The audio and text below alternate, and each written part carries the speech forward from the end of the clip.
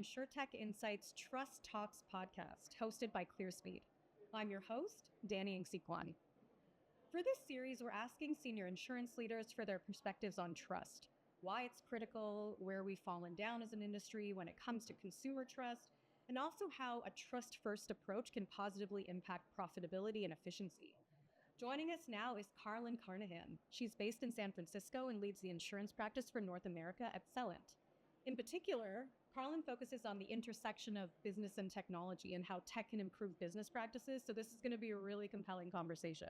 Karlyn, welcome. Thank you so much. Happy to be here. Happy to have you and very excited to dig in. Wanted to ask you first, from your perspective at Celent, what are you seeing broadly in terms of trends and opportunities for insurers that maybe are going to, be big in the next 12 to 18 months, or things that insurers perhaps should be paying more attention to that they aren't? Oh gosh, there's so much going on out there. I mean, if you have walked the exhibit hall here at InsurTech Insights, there's one thing that just continues to smack you in the face, which is how dominant the issues or the opportunities for AI and Gen AI and agentic AI are. And these are terms that I think aren't always clear to everybody, what the differences are and how they can be used and what the use cases are. But these new technologies, I think, are fundamentally changing what we can do and what we should do. It was said that Gen AI is like a Gutenberg moment because the Gutenberg printing press redefined how human beings interact with the printed word. And generative AI completely redefines how human beings can interact with data. Now, Gen AI isn't very good at making calculations, but AI and machine learning is. And when you combine these things, when you combine the generative AI and the heavy-duty processing, you create some incredible opportunities.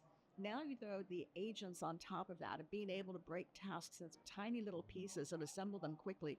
And I think that this has a fundamental transformative moment for the insurance industry. Now, I don't think we're going to see all of the impact of this immediately. Like, we're still trying to figure out what the heck it all is. Absolutely. I was going to say, to your point, some folks don't necessarily even know the difference in terms of maybe the best places or touch points in which to integrate that technology. And I'm also hearing here there's a potential outcome for greater efficiency, likely profitability if you're doing better with your resources, things like that. So I want to ask you, and perhaps also where tech fits into this conversation, insurance is a for-profit industry. Where do you see money being left on the table? Well, it's definitely in that world of efficiency. There is still so much processing that is being done by human beings that are entering data or manipulating documents that technology could clearly impact that level of operational efficiency. The legacy systems that are being used, we go to insurance carriers' offices and we see people with 3 monitors sitting in front of them because there's so many places that they have to go. And you think about the cost of that, not just in terms of the human beings, but in terms of the time that it takes, and that ability to create the insights from all of those different aspects. And so I would say one of the huge areas where money is being left on the table is operational efficiency. But I also think we're leaving a ton of money by not using the data that we have. By not being able to pull the data together easily, by not being able to connect it, by not knowing how to apply it effectively. And so, how do you solve these things? I think it starts with having a bigger vision of what you're trying to accomplish, right? If you go back to the fundamentals, insurance is about assessing risk and transferring it to somebody who's willing to take on that risk. Right? It's not about having a screen where you enter data to move to the next screen to enter data to move to the next screen to enter data.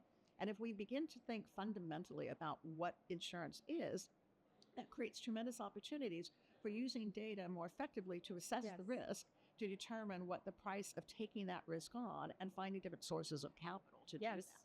Now, I will say there's one additional aspect to operational efficiency that we sometimes don't think about, which is picking which accounts to work on. If I have a close ratio of 20%, that means 80% of what I'm touching, I'm not writing. If I could simply pick the ones that I'm most likely to write and write those ones first, I'm going to have a huge impact on my efficiency. That 80% of effort is not wasted. So I think that there's a variety of things that are being left on the table, but it all revolves around these manual processes and the ability to access data. fabulous points. And there are a couple of things I want to ask you about there. I would like to go back to consumer trust, but also talking about here, kind of picking which accounts to write or not. A question would be, what if insurers could more confidently trust the information that they were getting, from consumers? Like, how would that impact their process, their people, their business? It's something I hear from carriers all the time. Insurance companies have moved to buying a lot of third-party data, and I think they need to. I was interviewing a CSR once for a project, so we're talking to one of the folks at the insurance agencies, and we're talking about the process. And she said, "Well, I just don't know why the insurance companies ask me such stupid questions. Like, what is the construction of the building? Like, how am I supposed to know that?" Yeah. And my initial thought was, "Girl, you don't know your job." And then I realized, wait a minute, why do we expect that they know that? You cannot tell the difference between construction class 6 and construction class 5 by looking at it. And we can buy that data and it will be more accurate. And so the ability to use third-party data, I think, has increased our ability to trust the information. But even there, we don't have high accuracy rates. And so when we talk to insurance companies about third-party data, they're constantly trading off, do I buy it up front when I'm quoting? Cost me money, and if I don't write it, that's very expensive. Do I buy it after the fact and then potentially have to reform the policy? And what if I don't believe that data in the first place? Absolutely. How do I think about the accuracy of that data? And then if they get it wrong and have to reform the price, well, that damages the trust that both the agent and the consumer have. You told me it would be, $12,000, and now you're saying it's 14. And that very moment of erosion of that trust because the data coming in wasn't accurate is a huge issue. Absolutely. I'm hearing here our very real trade-off when it comes to the data. And I mean, from a Clearspeed perspective, we often talk about the trade-off between speed and security. Like, you can either move really fast, but a lot of fraud gets there, or you can move super slow and put everyone through all this stuff, but then how long is it taking to pay things out? So there are a lot of trade-offs here. It sounds like even from a data perspective, to your point, buying third-party data, you also run the risk of potential bias built on historical models, like incomplete information. So there's all of that too. So we're kind of in this situation where something, has to change or be different or shared perhaps, or other technologies that can help us along. And if you try and buy it and then they don't actually have it, so you don't even have the fill rates that you need, right? Well, now you have to come up with other techniques to process out of business, to assess the risk, to determine if you're willing to take that risk on. Yes. And now you've introduced bigger sources of potential error. So it becomes complicated. Yes. Let's go to the consumer trust side for a second. I mean, consumer trust has taken a big hit. Whether or not it is the full story, we see the headlines, for example, the echo chamber of social media. There is a perception problem, I think we can say. Where do you think the industry has fallen off, and what can the industry do to rebuild? Trust is such an emotional issue. We tend to think of it as transactions.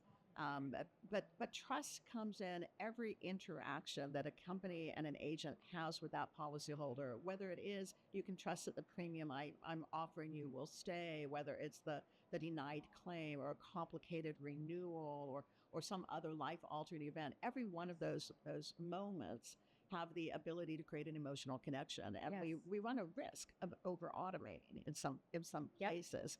Now, that said, the claims area, we've just done a study on this, which has not yet been published. So some hot data here first. Yeah. We surveyed 324 folks who had automobile claims. And we chose auto because they're very homogenous. And so we're looking at the claims process, not the claim itself, right? And we found that for those, and we looked at them for catastrophe claims versus non-cat claims. And we found that 39% of the non-cat claims, the ordinary auto insurance claimants, loved their insurance company so much after the claim that 39% of them said, I love them, I'm willing to stay even if it costs me more. On the catastrophe side, it was even more. 44% said, I will stay with this company even if it costs me more. And so that claim moment has tremendous opportunity to build that loyalty and that emotional connection. Now, we do that a lot with human beings. And there were some other things that were a little bit surprising, which is the claimants also thought there was extremely high levels of fraud. And I don't remember the exact number. It was like 25% felt that there was fraud in their claim case by the medical providers or the body shops or the other party. And there was a large proportion that also thought they were being overpaid.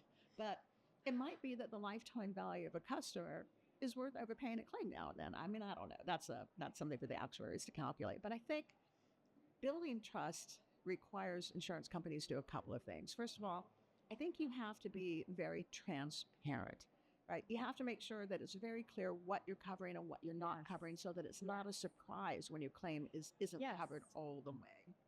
I think you have to have great service with that emotional human touch. And it doesn't mean that it has to be a human. You can simulate human behavior using technology. You can put humans in the middle, but it has to be consistent. It has to be empathetic. You have to show up for the customer. And I think those kinds of things are the sorts of things that then begin to build trust. I think that's wonderful, and also very aligned with some of the feedback we've heard from senior insurance leaders today, knowing that there's an educational component, there is the empathy aspect, like all of that is very critical to building that trust. So, and to your point, these moments in time, these moments of truth happen typically when a person is vulnerable.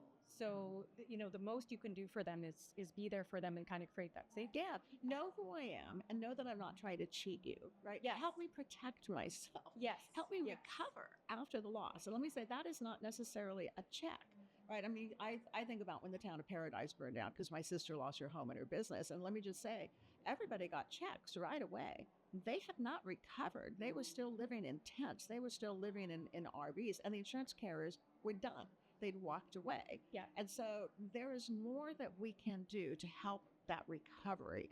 I think people want to, talk to me the way I want to be talked to. Let me talk to a human if I want to, and don't make me if I don't have to. Yes. Be fast and easy. And of course, they also all want it to be, make it cheap, right? But there's this wide variety of things that we can and should do to drive that customer experience to be a more focus on what they're actually trying to accomplish. Absolutely. And to your point, sure, make it fast, make it accessible, make it cheap. But based on the study and the numbers that you just shared, you don't have to make it cheap if the other two, are kind of hitting the mark. That's right. So to close us off, Karlyn, if there's one thing you think insurance leaders listening should know or should be thinking about or should be doing right now, what would that be? Yeah. I think I would say be bold yet pragmatic about change. Be human about how you implement change. This industry, there's a strategy documents up the wazoo. And let me just say, I kind of feel like strategy doesn't really matter that much, because if strategy mattered, everybody would have the same one.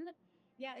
It's about how you execute on that strategy. And so you need leadership that can create this decisive vision of who we are and rally your team around who we are, and then put all of the resources around delivering on that promise, whether it's the way that you handle your technology, the way that you handle the customers, the way that you handle your internal employees, and how you build talent. You can't lose sight of the human factor.